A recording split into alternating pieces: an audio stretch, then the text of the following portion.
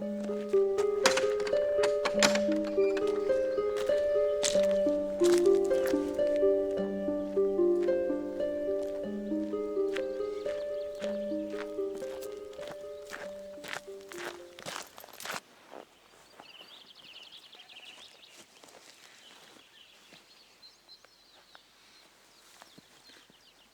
is one of the joys of the Lake District in June. Just gone 9 o'clock at night and we're at Bleay Tarn, just above Great Langdale. The only sound is the sound of my voice, the occasional call of a little bit of wildlife that's here. Apart from that, the atmosphere is totally calm, totally still, very, very relaxing.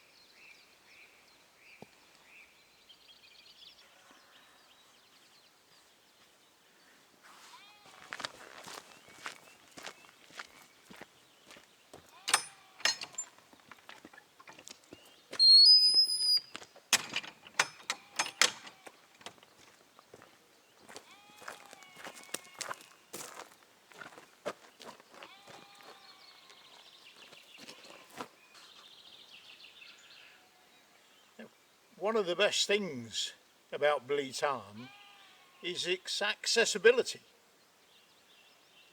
It is in every way a mountain tarn. It sits high up on the mountains here. It's beautiful, it's remote, and yet it's, what, 100 yards from a road, and it's even got its own car park.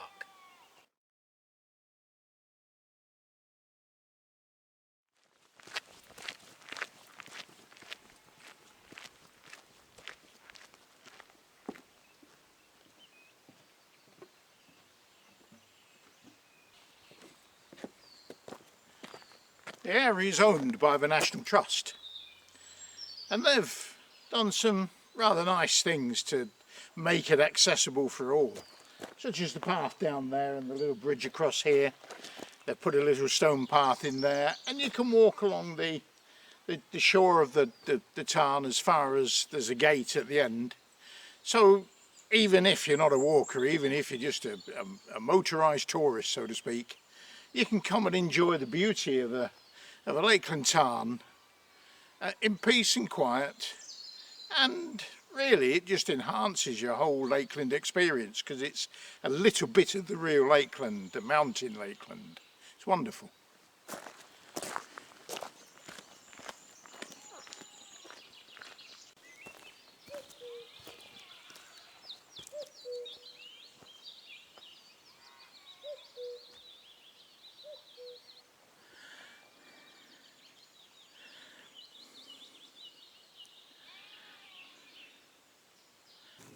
Of course, everybody's welcome nowadays at places like this, as long as you're well behaved, don't leave your litter, don't make a noise and disturb it for other people, don't disturb the wildlife, just treat it with respect. But 200 years ago, it was a very, very different proposition. There were people who certainly wouldn't have liked you to be wandering around here at sort of 9 o'clock at night, whether it be June or at any other time of the year, because we're in moonshiner territory.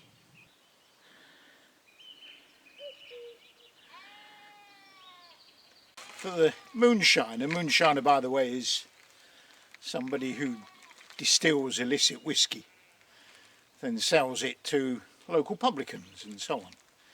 And most moonshiners were probably farmers or local people. They knew the area well. And a place like this was perfect because it had woodland. Nowadays the woodland is actually planted, it's forestry plantation. But in those days it was just old deciduous woodland. You had a nice tarn, clear water of good quality, and this water actually you can see quite a long way down, it's not heavily polluted. And of course they had wood to light the fire, they had somewhere to hide their still, and on a night such as this they'd be here, light the still, get the water, distill their whiskey, maybe do a bit of fishing as well. And basically they told ghost stories to keep people away. Because there would be lights in the woodland, strange lights. There would be strange noises. The still coming to the boil would make eerie noises. It could be heard probably 3 or 4 miles away in Elterwater or Great Langdale. Of course, the publicans there and the locals probably had a good idea what was going on. But any stranger that came along, they could only wonder what would make such fearful noises into the night.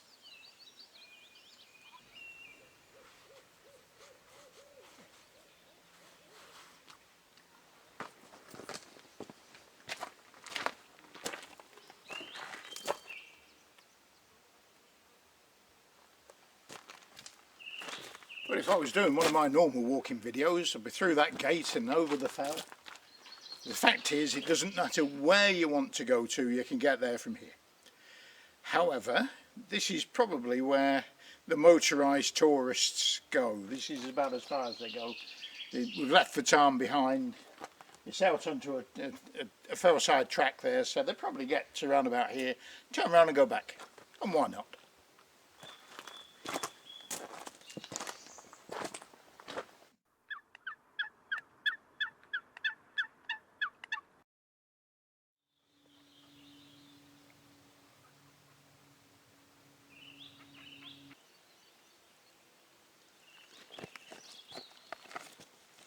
I don't know whether you can hear that.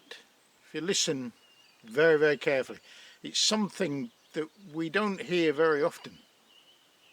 Just listen.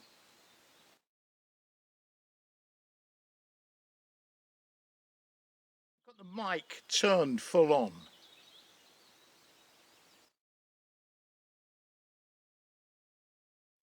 That is the sound of silence. There's no background noise, no traffic, no wind noise, no sound of people laughing. Yet we're not that far from the nearest village or town. There's a campsite just over the other side of Side Pike up there. And yeah, it's totally quiet, very peaceful, very relaxing. It's beautiful.